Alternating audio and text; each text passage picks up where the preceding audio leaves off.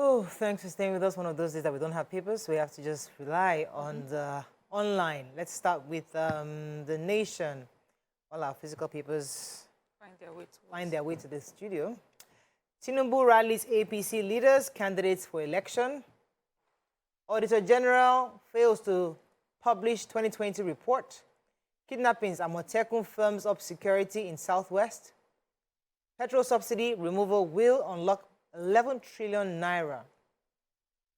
12 abducted Igweben train passengers freed. CBN's credit card takes off. And Conra hopeful of salary payment. All right, which story are we starting with? Let's start with the CBN's credit card. So, finally, they're giving us an alternative to MasterCard, Discovery, and Visa card that are all over the world, abroad. Oh. Go ahead. Maybe he did not see that was my story. Okay, but go ahead. Okay. Well, this card has been launched, and according to the CBN, it will give the same payment solutions like other cards have offered, which includes debit, credit, virtual loyalty, and tokenized cards, non-interest card, and identity card. They said that this domestic cards is a significant transformation in its payment system over the decade. I welcome this idea. I've always bothered about, why whatever past policies our government thought it was wise for us to get our payment solutions from somewhere in the US. I thought, is it that we don't have the technical know-how to do this here? Right. But finally, the CBN said that our country has also introduced this because of our because of our belief that Nigeria has achieved significant transformation in payment system, which has an innovation over the past decade. And the bank has added that it's been driven by rapid digital and technological innovation. So, exactly, and it offers the benefits of reduction of costs and use of foreign exchange. That is in a large way. Protection of our data sovereignty and enabling local relevant propositions is something that we should have long ago, introduced, right. But I'm grateful that we're finally there. Okay, another story? Yes, I'll take the Ndlea story. Okay. The Ndlea at the weekend busted another Tramadol cartel. They seized millions of opioids, pills, and bottles worth over 5 billion naira from a warehouse in Amuwo Odofin, Lagos State. Hey. They also busted another Tramadol cartel and seized millions of opioid pills. And this one was, they uncovered and dismantled a structure. That's a lab in Shagamu, Ogun State, where some of these equipments and materials that they use in creating, in making what they call scoochies, was a scoochies lab. I don't even know what all this is. They sound like rappers' names to me. But, they were able to find it and dismantle it. And, just recently, January 10th, they had also caught a particular kingpin. So, well done, Ndlea. But imagine that we have cartels and big warehouses that hold these things together. And we have communities around them. These are small Lagos. Anyway, any other story? Yes, I want to take the story of Amotekun firming up security within the Southwest. There's been a slew of attacks, kidnappings that took place within Ekiti, Oshogbo. So the Amotekun, the spokesperson for the field commander, rather, for Amotekun, Commander Shitu, said that my men are on red alert and they are aware of the kidnappings within the state. They are asking for more support from Governor Ademola Adeleke to enable members of the outfit get logistics to be able to better secure the forest, because they are going to be patrolling forest areas. They are also working with getting field intelligence, that they would run the patrol even while they are gathering intelligence from people that live within that area. There been kidnapping. 2 farm owners were kidnapped within the Oshogbo area. A 51-year-old wife of someone who is a big NNPC top shot was also kidnapped, and the farmers were asked to pay about 250 million. They reduced it to 10 million. The family said they were telling them that for each farmer they should pay 5 million, and they can't even raise the money. They threatened to kill the farmers if the money is not released, and Amotekun is saying they are doing all to secure the release of the farmers, and they are working with NSCDC, as well as other security apparatus within the state to ensure that they get the release of kidnapped people and reduce further kidnapping within the Southwest. All right, let's move on quickly now to the Punch. The papers are here? Yeah, physical papers are here. Bank borrowing from CBN rises to 60% to 21.87 trillion naira. 42 COVID-19 infections recorded. AFG rules out restrictions. Oil earnings rise 363 billion naira in 3 months. 16 PDP supporters killed, 83 injured in crash. Widows demand benefits as federal government honors fallen soldiers. NBA president seeks constitutional amendment and independent candidacy. Terrorists lynch Niger priest, abduct 5 Castina worshippers, and Google unveils portal for 2023 elections. Okay, which story? Take the picture story. So, in honor of our fallen heroes, our president led senior government officials and military officials at the wreath-laying ceremony in Abuja to mark the 2023 Armed Forces Remembrance Day. The IGP was there, the Chief of Defense Staff, and also at the state levels, our governors also did like a replica of the same ceremony.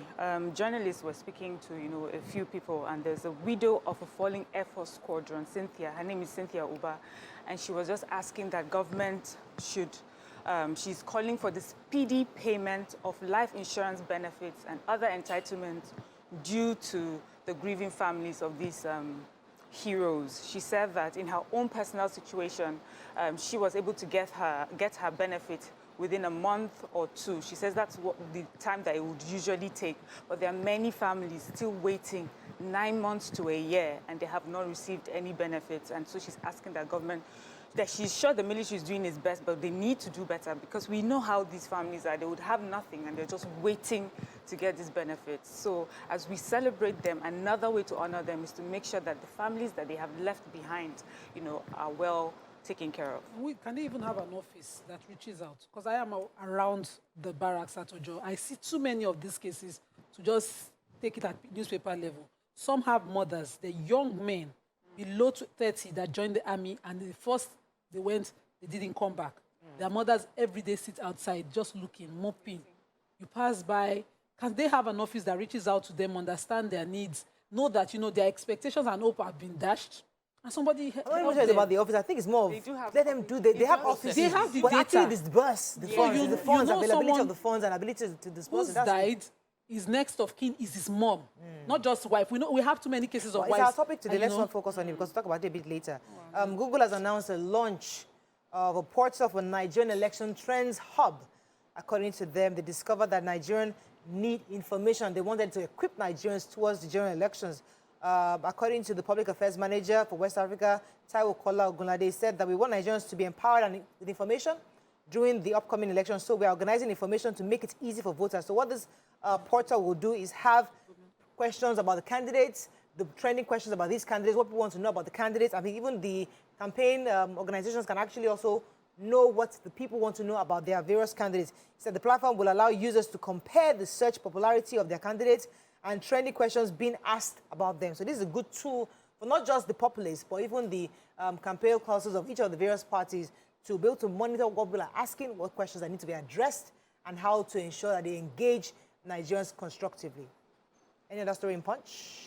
Okay. Who has the NBA? The NBA story. The Abeson, that's the government-owned plan, because my data just finished. Thank you very much, data provider. Government-owned plan dishes out dangerous chemicals and threatens residents. So the Lagos State Water Works, Water Waste Management Office at Abeson Estate is the case in study, and Punch went there. The waste management is supposed to convert, liquid waste from the estate residents into a state where it is now easy and able to be, to be disposed into society. We have one at Mautu Estate, several like that built around the Jakonde estates. We're supposed to manage their waste before they release it into the lagoon or anywhere else. But the one at Abeson Estate right now is just sitting there, permitting the worst kind of smell, and other gases like that released into the environment. That peaceful estate is presently under risk. I'm taking this story because, of course, we have a Ministry of Environment and that of Water Management in Lagos that can look into the seriousness of that story. Okay. We don't want environmental... Any story? Yes, I have a story. Terrorists, sad story. Terrorists swooped into a church yesterday, Kankara local government area of Katsina. They adopted 5 worshippers, female worshippers, and they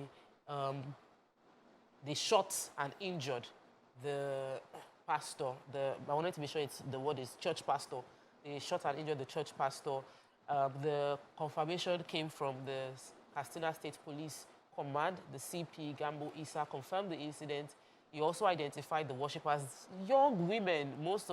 They were a mixture of young and a bit old, but all of them were less than 49, one is 15, one is 13, one is 27, and one person is 36. They mentioned their names just to affirm that these people were identified and kidnapped 5 women from the church. It happened 7 a.m. yesterday, and it's so sad. We're waiting to hear what they would say.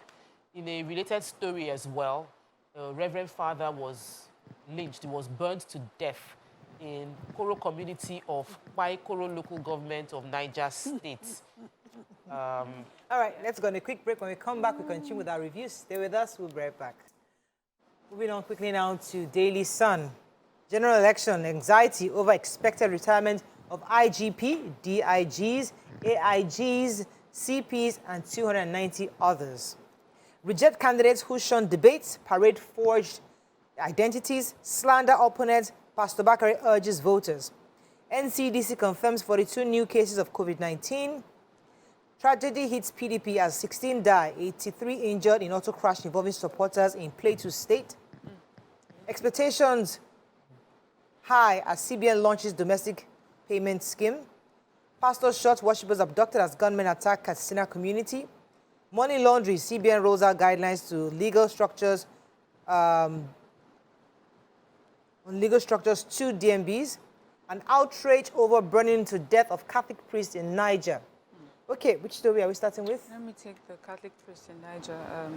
Tokwe had sort of introduced it.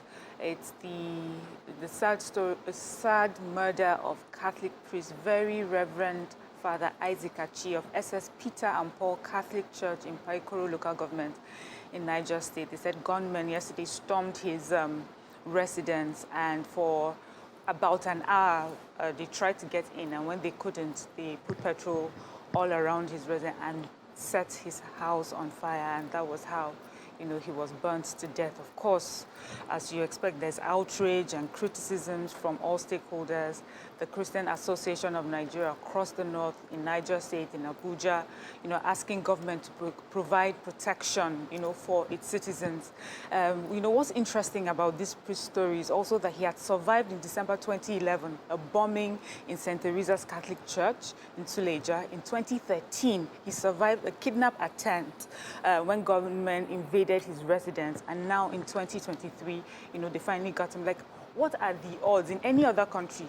Just one of these would have been something you would experience, you know, and for the rest of your life, you would mention it. But to have this happen over and over again until, you know, they got the upper hand, I truly feel sorry. And, you know, our hearts go out to the Christian community in Niger State. Yeah. And I do hope, the police has said that they have, of course, started investigations. And maybe. All right, so a Sun reporter had said in his article that authorities and INEC have expressed concern over the fact that about 50 policemen and 290 others, actually IGP, DIGs, and many AIGs and Commissioner of Police were about to, will be having to retire in one fell swoop, and 290 other policemen would also retire first quarter of this year. And they are saying, according to this reporter, they've expressed concern because in this elections, particularly, they need as much police as possible, and they are the enforcement agency that many will be relying on for security and protection.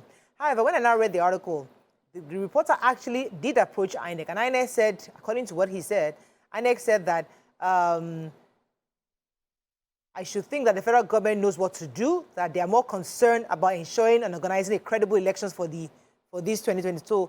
I'm not sure INEC expressed fear based on these comments, but according to the reporter, he said they expressed fear. So, but I don't know. But the point is that they can actually extend, if there are fears of security or insecurity, they can always extend their stay for some time until after elections, and then they can talk about retirement. But that is worth considering at this time. Okay, another story in Sun. Yes, to combat money laundering, the CBN has rolled out a new set of guidelines on the legal structures to banks, the money deposit banks, and other financial institutions, and they are trying to combat the use of funds to deal with terrorism, counter proliferation of financial weapon of mass destruction. So, like any terrorists have a way of getting funds, and so this legal structure would prevent money laundering and such actions.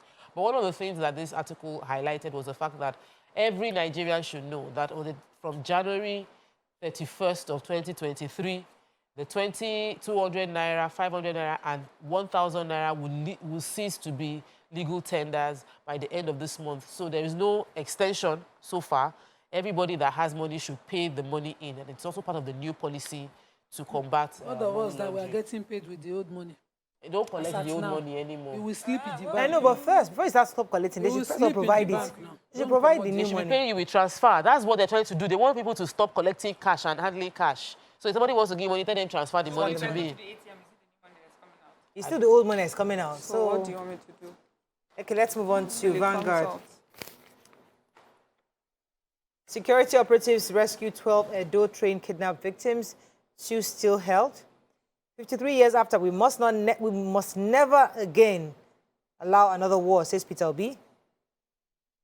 Poll, Atiku Tinubu disagree over performance and health status. Bandits kill Catholic priest, burn corpse, shoot colleague in Niger. IPOB raises alarm, claims herdsmen plan to attack Anambra. And Ayaoku's peace move to end Nigeria's civil war, says by Professor Oshuntokun. Okay, which story are we taking here? Edo State, we remember the train victims. Good news, 12 of them have been released. Have been rescued, not released, rescued. And this was made possible by the Special Forces, the Army, the police, DSS, local vigilante, hunters, and other security agencies. So I'm talking of the Edo State train attack. The governor went to the hospital to visit the victims, and while he was there, he criticized and reprimanded NRC for not providing enough security, especially after the Kaduna incident. And he also threatened traditional rulers and saying that some of them are still giving out their lands to herders for grazing. And he says, you know, they would, anyway, he threatened them. The police also were speaking about it, and they said that it was based on intelligence. They heard that these people were roaming the bushes, and so they laid an ambush, and they were able to rescue these people. But 2 of them have escaped. They said they were able to also make arrests, and they're still on the tail of the other 2 that have the other 2 that were taken away by these terrorists. And he also mentioned that there are some people amongst us that are part of this syndicate. So hopefully with the arrest of some of these terrorists, they're able to get more information, more intelligence on the group of people that are doing this. There's a story that we skipped in Sun that is very important, the effects of fuel scarcity. So the story is about the fact that consumers are lamenting that a lot of man-hour is being lost to spending at retail outlets. But that's not just consumers alone. Even marketers of petrol are saying that it's taking 3 days to load a tipper, like a 33-liter truck. 33,000 liter truck of petrol taking 3 days. And that's on the number in the old order. Within that 3 days, you can load, go to Ibadan, come back, do 2 trips within 3 days. But right now, it takes 3 days to just load up 1 trip. They're also losing and they are losing money, waiting, they pay allowance, and they are also bribing to get themselves in. That's the old order of the system is no longer working. Having NNPC monopolize importation of fuel. The NNPC needs help with providing more fuel, and they should release that monopoly. Let people get more involved to help them out. So private individuals are wasting time queuing up for fuel. Marketers are spending time queuing up for fuel. The fuel crisis is not working for anybody, and we're yet to get the federal government's position on how they are resolving this issue short term. Okay, so Peter Obi was in Lagos yesterday en route to London because he has a Chatham House address shortly, and he was speaking at the 53rd anniversary of the end of the Nigerian Civil War and Armed Forces Remembrance Day. He was saying specifically, he was urging Nigerians to avoid situations that could lead to another war. According to him, let me quote him specifically, he said, anyone who still harbors a different agenda, different from the realization of a wholesome and unifying people-oriented development vision is doing a terrible disservice to this generation and generations of Nigerians yet unborn. He was saying that we must not harbor any idea of another war, that we must unify Nigeria and remain one as a nation. I will hear that he's due to be at Chatham House in the next couple of days, maybe today or tomorrow, and then people will be able to hear his thoughts and plans for the coming elections. So quickly, I can just off memory, the NCDC in the Sun. So they've announced that 42 new cases have been found in Nigeria, 27 of those cases in Lagos, and Kogi, Edo, and other COVID-19 cases have been found in Nigeria, and 27 of them in Lagos. The others are spread around Edo and Kogi and some other states. And just needful, let's just be careful again and wear our face mask. Okay. You've not issued guidelines, but you just be careful. Okay. That's all we can take on Front Page Review. When we come back, move on to our hot topic of the day. Stay with us, we'll be right back.